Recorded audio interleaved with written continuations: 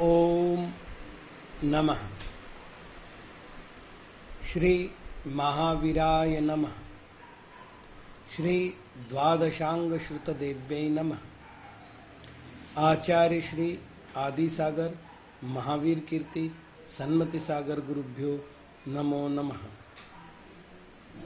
विश्व प्रकाशि महिमान ममानमेक मोमक्षराद्य किल वाङ्मय हेतुभूतम् यं शङ्करं सुगतमाधवमीशमाहु रर्हन्तमर्जितमहन्तमहं नमामि।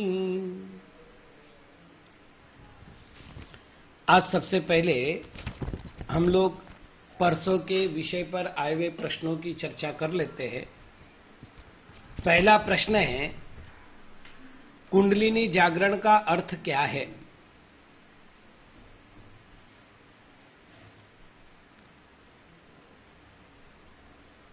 बहुत सुंदर प्रश्न है। जब वैदिक ध्यान पद्धतियों का अवलोकन किया जाता है, योग साधना के पुस्तकों का गहराई से अध्ययन करते हैं, तो उनके अनुसार इस आत्मा में अनेक शक्तियां हैं। उन शक्तियों को यौगिक पद्धति से सिद्ध करने को कुंडलिनी कहा है। इसका वो दूसरा नाम देते षट चक्र भेदन या अष्ट चक्र भेदन अथवा चक्र भेदन, और ये ध्यान की पद्धति से किया जाता है। प्रश्न है, क्या वर्तमान में ये संभव है?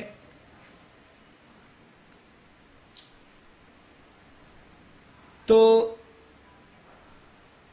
कुंडलिनी के संबंधित जो ज्ञानी पुरुष हैं, वे ऐसा मानते हैं कि इसमें काल बाधक नहीं बनता, अर्थात वर्तमान में भी संभव है। तीसरा प्रश्न है, क्या गृहस्थ भी कुंडलिनी का जागरण कर सकते हैं? ये अभ्यास दशा है। जो निरंतर अभ्यास करते हैं वे इसको प्राप्त कर सकते। इसमें गृहस्थ और साधु ऐसा कोई भेद नहीं है। चौथा प्रश्न है, श्वास स्वाभाविक क्रिया है तो उसे ईड़ा आदि में कैसे प्रवेश करावे?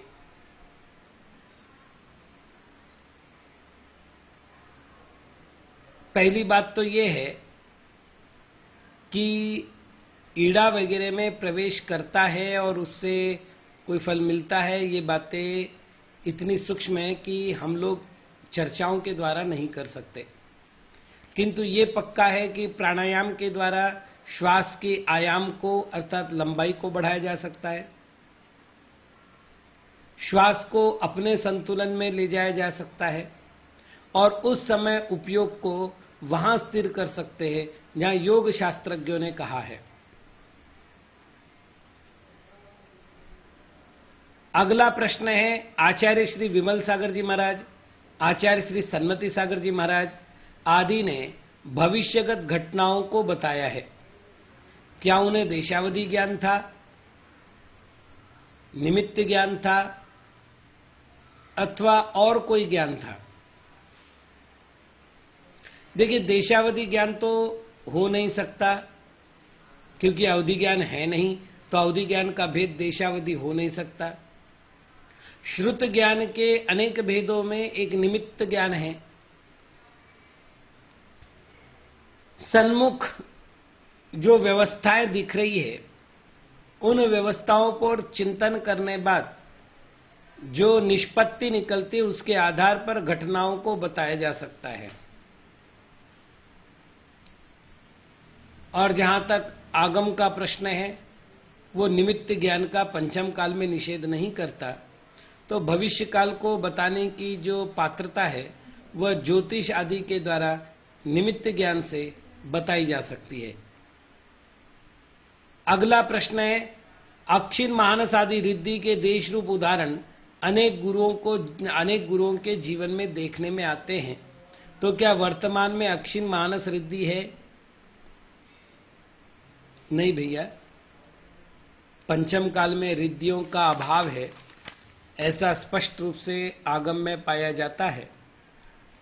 रही बात अतिशयों की, श्रावक की भक्ति का प्रकर्ष, साधुओं के तप का उत्कर्ष, तत्संबंधित कोई विशिष्ट निमित्त ऐसे मिल जाते हैं कि चौके में अल्प सी वस्तुएं बनती है और अनेक लोग खाने के बाद भी वो वस्तु समाप्त नहीं होती, जिसे कि अक्षीण महानस आदि रिद्धियों में आता है कि चक्रवर्ती का कटक भी भोजन कर जाए तो चौके का सामान समाप्त नहीं होता। तो ऐसी परिस्थितियां होती है, ये तप का महात्म्य मात्र है, रिद्धि नहीं।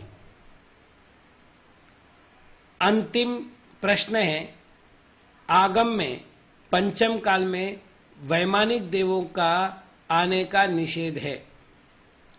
अवधि ज्ञान के धारक मुनिराज, रिद्धियों के धारक मुनिराज और विद्याधर के आने का निषेध है क्या? इसका सरल उत्तर तो नहीं दिया जा सकता, क्योंकि तत्वार सूत्र के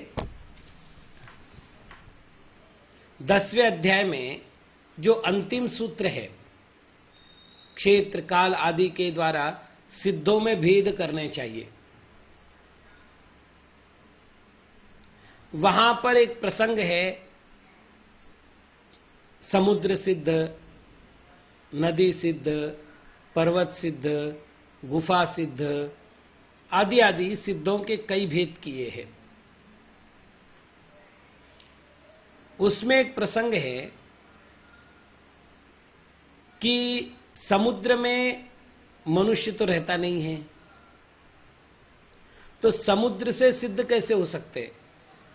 तो उन्होंने कहा, उपसर्गवशात कोई देव किसी मुनिराज को उठा करके समुद्र में फेंक दे और वहां उन्हें कैवल्य की प्राप्ति हो और वहां से वो निर्वाण को प्राप्त हो, तो कैवल्य सिद्ध कहते हैं। अब तद्भव मोक्षगामी किन्हीं मुनिराज का पूर्व भव का वैरी उन्हें उठाकर यदि यहां लेके आवे, आर्यखंड, भरत क्षेत्र के आर्यखंड में, तो अवधि ज्ञानी मुनिराज, रिद्धि धारक मुनिराज यहां आकर के भी केवल ज्ञान को प्राप्त कर सकते हैं। अतः अवधि ज्ञानी और रिद्धि धारक मुनिराज का पंचम काल में आने का निषेध है, ये तो नहीं कहा जा सकता, लेकिन हां, स्वेच्छापूर्वक वे इस प्रकार का गमनागमन नहीं करते हैं, अर्थात उपसर्ग की दशा में ही वो यहां पहुंचेंगे, अन्यथा यहां नहीं पहुंचेंगे। अब महत्व का प्रश्न है, क्या विद्याधर भी नहीं आ सकते?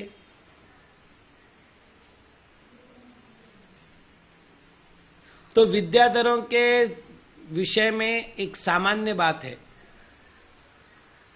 वो ये कि अपने से श्रेष्ठ जगह जाने में प्रत्येक व्यक्ति लालायित होता है, अपने से कनिष्ठ स्थान पर जाने में कोई लालायित नहीं होता। जिस समय में यहां पर चक्रवर्ती, तीर्थंकर, अर्ध चक्रवर्ती आदि पुण्यात्मा शलाका पुरुष हुआ करते थे, उनसे मित्रता करने के लिए, उनसे रिश्तेदारी बनाने के लिए विद्याधरों का आवागमन यहां होता था। केवल ज्ञानी मुनिराज की वंदना करने के लिए, केवली तीर्थंकर की दिव्य ध्वनि का श्रवण करने के लिए उन लोगों का आवागमन होता था। अब वर्तमान में ऐसा कोई उद्देश्य तो है नहीं, अतः वे नहीं आ रहे हैं, लेकिन नहीं आ सकते ऐसा कोई निषेध नहीं है। क्रीड़ा करने के लिए, कृत्रिम चैत्यालय की वंदना करने के लिए इत्यादि कारणों से वे आज भी आ सकते हैं, लेकिन आए हो इसका कोई ऐतिहासिक साक्ष्य मेरे पास तो नहीं है। तो कुल मिलाकर कुंडलिनी संबंधित, रिद्धि संबंधित ये कुछ प्रश्न आए थे जो परसों के विषय पर थे। हम लोग इसकी चर्चा कर चुके हैं। अब हम आज के श्लोक की ओर बढ़ते हैं। रस रुदिर पलास्ति स्नायु शुक्र प्रमेद प्रचुर तरसमीद श्लेष्म पित्तादि पूर्णे तनु नरक कुटीरे वात्स्तस्ते घृणाचित हृदय कमल गर्भे चिंतयत्वं परोसी। रस, रस, रुधिर, रक्त, पल, मांस, अस्थि, हड्डी, स्नायु, स्नायु, शुक्र, वीर्य, प्रमेद, मेदा, प्रचुरतर समीर, प्रचुरतर वायु, श्लेष पित्तादि पूर्ण, श्लेष अर्थात कफ और पित्त आदि से परिपूर्ण, तनु नरक कुटीरे शरीर रूपी नरक की कुटिया में वासतः निवास करने में चेत यदि ते तुमको घृणा है तो हृदय कमल गर्भे हृदय कमल में स्वयं को पर श्रेष्ठ असि हो ऐसा चिंतन करो। बहुत सुंदर श्लोक है। पहले तो 3 चरणों में इन्होंने अशुचि अनुप्रेक्षा का वर्णन किया है। दिगंबर आमनाय में वैराग्य की प्राप्ति के लिए, वैराग्य के संरक्षण के लिए और वैराग्य की वृद्धि के लिए अनुप्रेक्षाओं का चिंतन करने का प्रकरण दिया है। एक गृहस्थ वैराग्य की उत्पत्ति के लिए अनुप्रेक्षाओं का चिंतन करता है। एक मुनिराज वैराग्य की वृद्धि के लिए अनुप्रेक्षाओं का चिंतन करते हैं और उपसर्ग काल में एक मुनिराज वैराग्य की रक्षा के लिए अनुप्रेक्षाओं का चिंतन करते हैं। सभी को ज्ञात है कि अनुप्रेक्षा 12 है, जिसमें से 6ठी अनुप्रेक्षा अशुचि अनुप्रेक्षा है और इस अशुचि अनुप्रेक्षा में शरीर की अपवित्रता का विचार किया जाता है।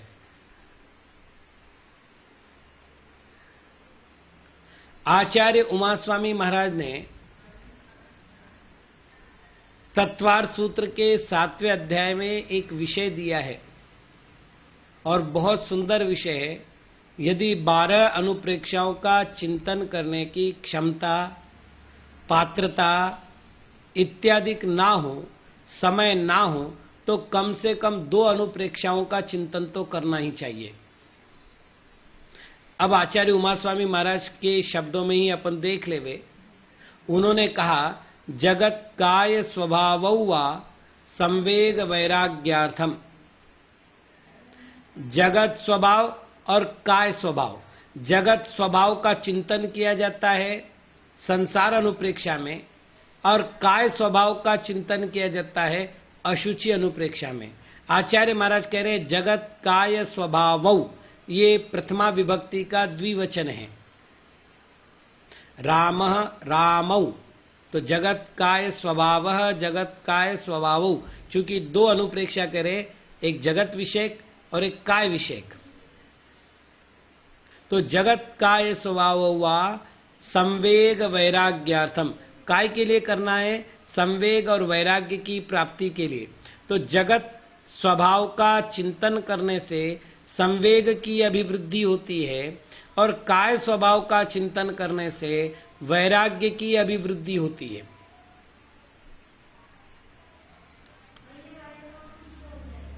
तो काय स्वभाव का चिंतन करना है, अर्थात शरीर के स्वभाव का चिंतन करना है।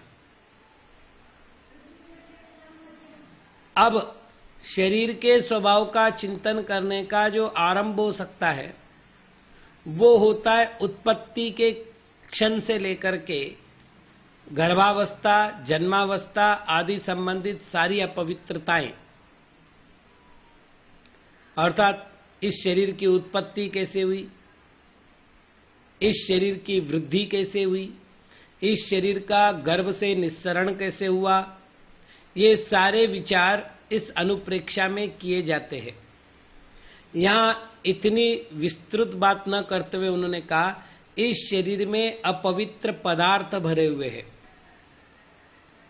और उसमें से रस, रुधिर, पल, अस्थि, स्नायु, शुक्र, प्रमेद, प्रचुरतर समीर, प्रचुरतर श्लेष्म, प्रचुरतर पित्त इत्यादि तो नाम दिए हैं। ये तो जानते ही है कि शरीर में 5 प्रकार की वायु सर्वांग को व्याप करके समान, व्यान, उदान वगैरह, पूरा शरीर पित्त से भरा हुआ है, कफ से भरा हुआ है, रक्त है, रस है, मेदा है, अस्थियां हैं अर्थात हड्डियां हैं, ये सारे शरीर में भरे हुए और इससे तन कुटीर का निर्माण हुआ। कुटीर कहते झोपड़ी को, और ये जो तन कुटीर है वो नरक के समान है। जिस प्रकार नरक में जीव दुखी होते हैं उसी प्रकार तन कुटीर में जीव दुखी होते हैं। जिस प्रकार नरक यातना का कारण है, शरीर यातना प्रदान करने वाला है। नरक शब्द की व्याख्या करते समय धवला की पहली पुस्तक में कहा गया है कि जो नर को अर्थात जीव को कायति अर्थात दुख देता है उसे नरक कहते हैं। नरान कायति पीड़यति इति नरकः। यदि शरीर के विषय में देखें तो शरीर ने हमेशा इस आत्मा को दुखी ही किया है, कभी सुखी नहीं करता।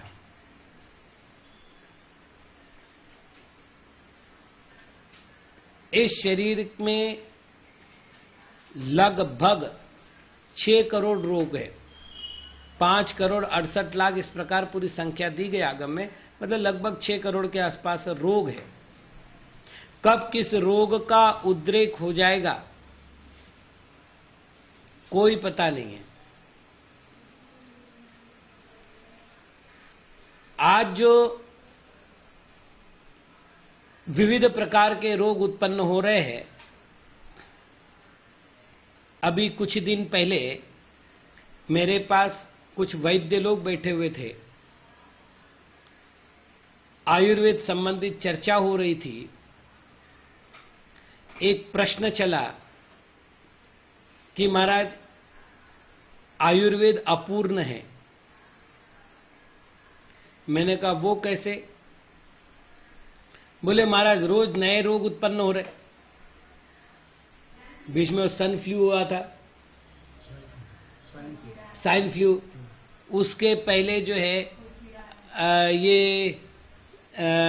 कोई और बीच में बड़ी बीमारी चल पड़ी थी, जैसे एड्स बीच में एक नाम आया था, अभी कोरोना नाम आया है। तो सब नए हैं कि नहीं? आपने तो नहीं सुने होंगे पहले। तो वैद्यों ने कहा ऐसे कई सारे रोग उत्पन्न हो रहे हैं। मैंने कहा नहीं, जैसे मैं आपको एक बात बता रहा हूं, श्वास रोग के अनेक भेद हैं। अकेले ज्वर के ही कई सारे भेद हैं। तो श्वास रोगों में जो अनेक भेद है, कोरोना उसमें से एक है। अब कोरोना अगर कहो तो नाम नया है। आयुर्वेद में मूलतः रोग उत्पत्ति के 7 कारण हैं। पहला वात का प्रकोपित होना, दूसरा पित्त का प्रकोपित होना, तीसरा कफ का प्रकोपित होना, 3 हो गए। फिर चौथा वात पित्त का प्रकोपित होना, पांचवा पित्त कफ का प्रकोपित होना, छठा वात और पित्त का प्रकोपित होना, वात और कफ का, और सातवां वात पित्त कफ तीनों प्रकृतियों का प्रकोपित होना। सारे रोग इन 7 प्रकृतियों के कारण से उत्पन्न होने वाले, मतलब इनमें से जो भी प्रकोपित होगा उससे होगा। अब जब इलाज किया जाता है तो इन 7 में से कौन सी प्रकृति किस कारण से विकृति को धारण कर लिए, इतना देखा जाता है। अब नाम आप कुछ भी दे सकते हैं।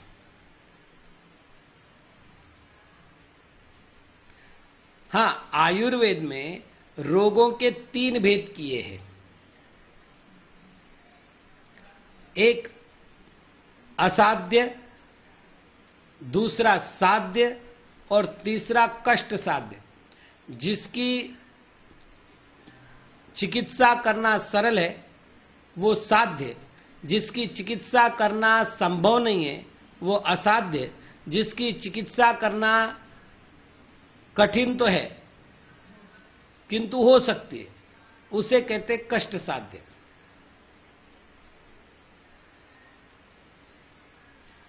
जैसे हम रामायण के एक प्रसंग को आपको बताते हैं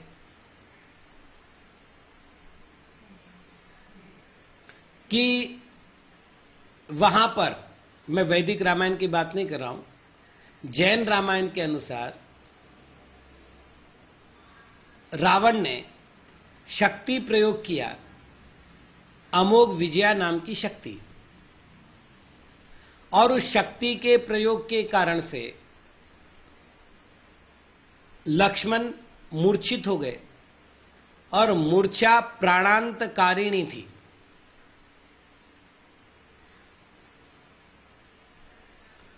तब औषधि लाने के लिए हनुमान जी आए हैं और वो अमोघ विजया क्या नाम था उस कन्या को लेकर गए जिसके स्नान के पानी से रोग दूर होता था, विशल्या को लेकर गए हैं।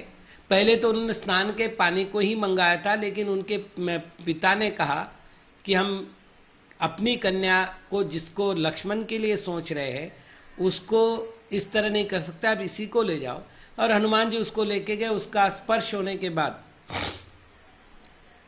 रोग दूर हुआ है, अर्थात वो बाधा बाहर हुई है।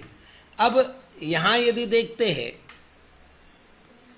तो एक नया नाम मिलता है कि वो शक्ति प्रहार हुआ और उस शक्ति प्रहार से उनकी मूर्छा हुई, उसका इलाज जो है वो कोई और पद्धति से है।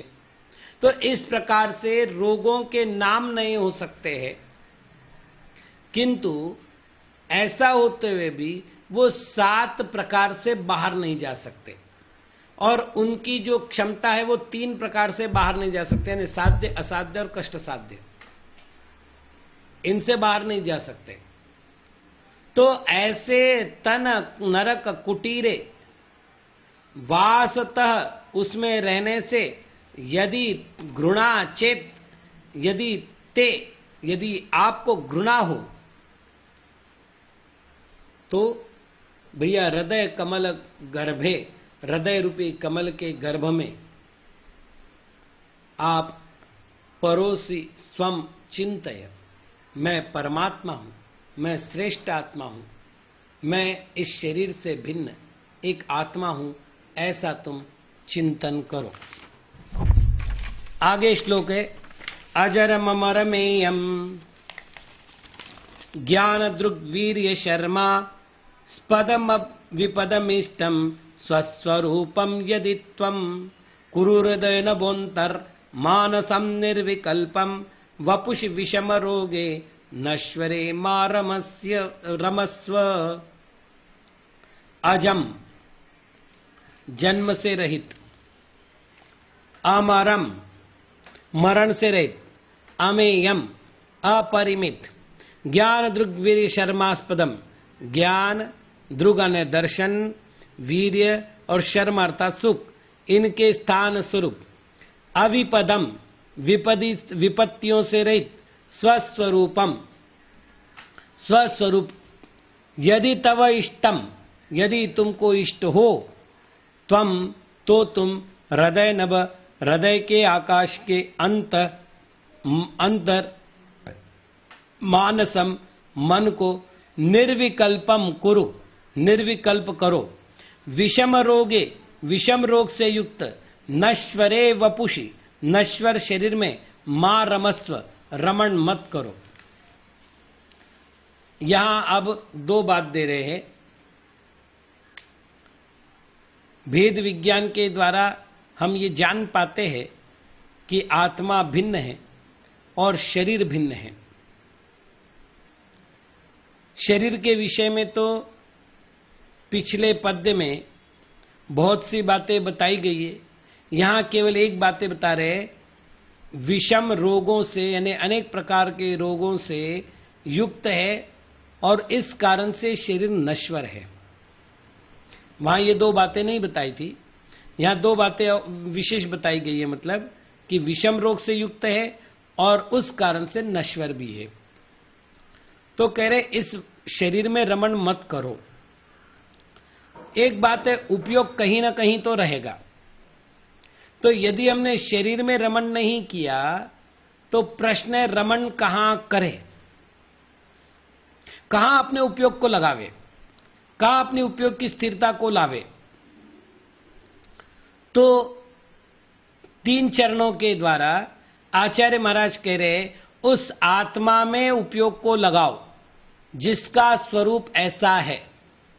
अब कैसा है स्वरूप? तो अजम, अज है अर्थात अज, अ अर्थात नहीं, ज अर्थात जन्म, जिसका जन्म नहीं होता। अमरम, जिसका मरण भी नहीं होता। अमेयम, जिसमें अनंत गुण होने से उसका परिमाण नहीं किया जा सकता, उसको जाना नहीं जा सकता। ज्ञान दृग वीर्य शर्मास्पदम, दर्शन, ज्ञान, सुख और वीर्य, जिसे हम तीर्थंकर भगवान के अनंत चतुष्टयों में स्वीकार करते मूल गुणों के अंतर्गत, ये प्रत्येक आत्मा में है। तो उनका जो स्थानभूत है अविपदम, जिसमें किसी प्रकार की विपत्तियां नहीं है, ऐसे स्वस्वरूप का चिंतन करो। अब यदि ये चिंतन करना है तो कहां करना है? हृदय नभ अंतः, हृदय के आकाश में चिंतन करना है और कोई सहारा नहीं लेना है। और फिर उसके द्वारा तुम मानसम निर्विकल्पम कुरु, अपने मन को निर्विकल्प बनाओ। अब तक क्या हुआ है? उपयोग की धारा शरीर को केंद्र बना करके चिंतन कर रही है। मैं रोगी हूं, मैं निरोगी हूं, मुझे अमुक वस्तु मिली तो मुझे सुख होगा, मुझसे अमुक वस्तु बिछुड़ गई तो मुझे दुख होगा, मेरी इतनी आयु है, मेरे ये घातक साहित्य है अर्थात सामग्री है। मतलब हमारा जितना चिंतन का काल है, जितना चिंतन का केंद्र बिंदु है, वो सारा की सारा शरीर आश्रित है। शरीर से अलग होकर के मैं कोई एक तत्व हूं, वस्तुतः मैं शरीर में रहने वाला शरीर का पड़ोसी हूं।